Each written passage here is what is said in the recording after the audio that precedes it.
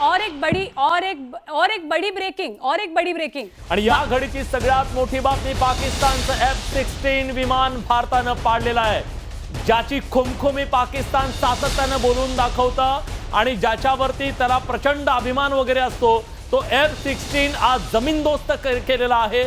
ज्या प्रकारचा एक प्रचंड मोठा हल्ला पाकिस्ताननं भारतावरती केलेला आहे। भारतानं स्पष्ट सांगितलं होतं मी दहशतवादी तळांना लक्ष केलेलं आहे, पण आज पाकिस्ताननं ज्या प्रकारे हल्ला चढवलेला आहे त्याच्यातून पाकिस्तानची युद्धाची खुमखुमी किती आहे हे यातून स्पष्ट दिसतंय। आणि पहिल्याच प्रयत्नात F-16 हे विमान जे पाकिस्तानचं नाक आहे, हे पाकिस्तानचं नाक कापलं गेलेलं आहे पहिल्याच हल्ल्यामध्ये। F-16 विमान जे अतिशय आजच्या जनरेशनचं, 4th जनरेशनचं अतिशय मोठं आणि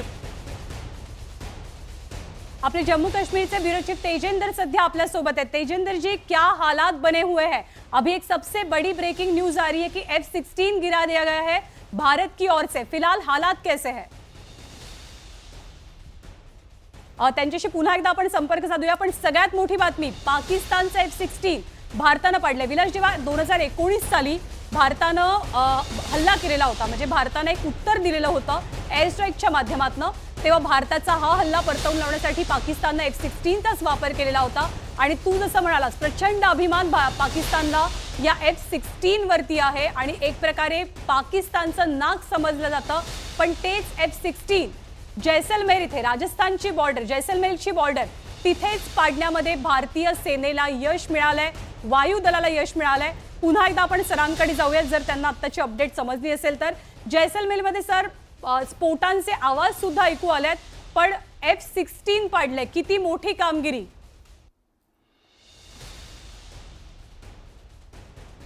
प्रश्न माझ्यासाठी आहे? Yes sir. F-16 ला पाडण्याची कामगिरी तर नक्कीच मोठी आहे, कारण त्यांच्याजवळ जे उरले सुरले विमानं आहेत ते चायनीज जे 17 आहे आणि F-16 आहे, त्यातलं एक पाडलेलं आहे। पण त्यामुळे याच्यानंतर ते विमान F-16 किंवा दुसरी विमानं सुद्धा पाठवण्याची शक्यता खूप कमी झालेली आहे। त्यामुळे त्यांच्या या पहिल्याच विमान हल्ल्याचा आपण त्या विमान नेस्तनाबूत केल्यामुळे त्यांचं आता धैर्य कमी होईल यात शंका नाही। आणि ड्रोन्सनी त्यांनी जे सुरू ठेवलंय ते काही काळ सुरू राहील, पण आता विमान ती बहुधा तरी पाठवणार नाही असं मला वाटतं। त्यामुळे ही जी कारवाई भारताने केली आहे F-16 पाडण्याची, ती वाखाणण्याजोगी आहे आणि त्यामुळे पाकिस्तान्यांवर चांगलाच दबाव येईल असं मला वाटतं। अगदी बरोबर आहे, कारण एकीकडे युद्ध हे सीमेवर लढलं जातं, दुसरीकडे मानसिक पातळीवरती सुद्धा युद्ध लढलं जातं। भारतानं पाकिस्तानने आतापर्यंत जितके हल्ले केले त्या प्रत्येक हल्ल्याचं सडेतोड उत्तर दिलंय। जैसलमेरमध्ये काय परिस्थिती? सगळ्यात आधी बातमी आली ती जम्मूची बातमी आली।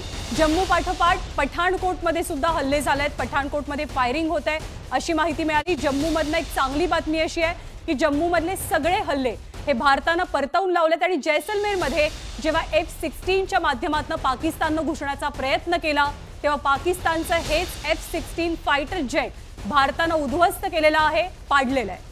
निश्चितच F-16 फायटिंग हे फाल्कन हे एकल अशा प्रकारचं बहुभूमिका निभावणारं हे लढाऊ विमान आहे आणि हे लढाऊ विमान अमेरिकेकडून पाकिस्ताननं घेतलेलं होतं, त्याच्यासाठी मोठी किंमत त्यांना मोजावी लागलेली आहे। आणि 1974 मध्ये याची पहिल्यांदा उड्डाण घेतलेलं होतं, 78 मध्ये अमेरिकन हवाई दलामध्ये ते सामील झालं आणि नंतर ते पाकिस्तानकडे सुद्धा आलेलं आहे।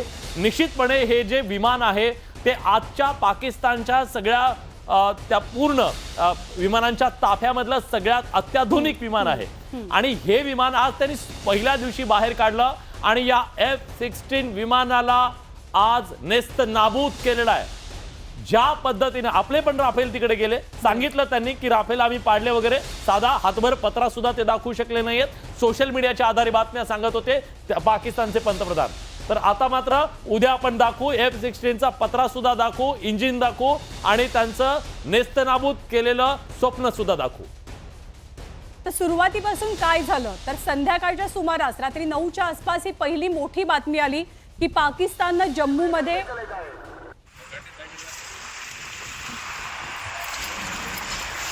them nice.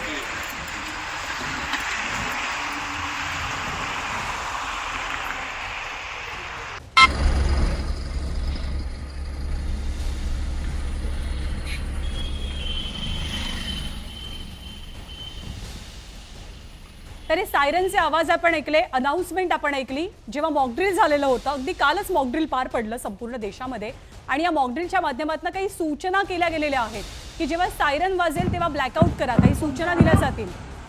आणि हे आवाज खरं तर विलास धडकी भरवणारे आवाज आहेत. एका पाठोपाठ एक ड्रोन मिसाईल जागले गेले पाकिस्तानकडनं, पण त्या प्रत्येक ड्रोन मिसाईलला भारताच्या S-400नं जोरदार प्रत्युत्तर दिलेलं आहे आणि भारताचं संरक्षण केलंय. एकीकडे जम्मूवरती हल्लाबोल पाकिस्ताननं केला, पठाणकोटवरती हल्लाबोल केला, सीमा भागामध्ये हल्लाबोल केला, तर दुसरीकडे राजस्थानची जी जैसलमेरची बॉर्डर आहे तिथे सुद्धा पाकिस्तानच्या पाकिस्ताननं पुन्हा एकदा हल्ल्याचा प्रयत्न केला. पण याच हल्ल्यामध्ये पाकिस्तानचं नाक कापलं गेलंय. नाक का कापलं गेलंय तर पाकिस्तानचं F-16 हे फायटर प्लेन भारतानं उद्ध्वस्त केलेलं आहे, ते पाडलेलं आहे. आणि दृश्य आपण पाहतोय की एका